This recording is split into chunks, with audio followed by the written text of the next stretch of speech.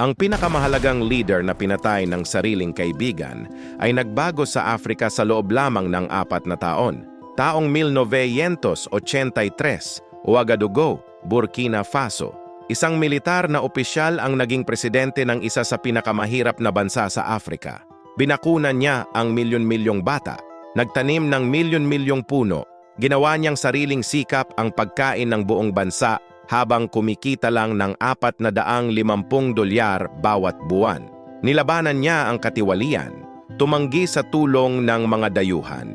Minahal siya ng mga mahihirap, ngunit kinatatakutan ng France at ng mga mayaman.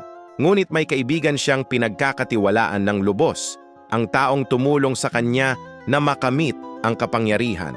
Sa loob ng presidential compound, may pagpupulong na akala niya ay normal lamang. Ang mga sariling bantay ay nakatayo sa paligid. Biglang tumalikod ang mga kaibigan.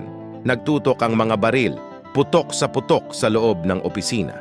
Ang leader na pinatay ng pinakamatalik na kaibigan ay si Thomas Sankara.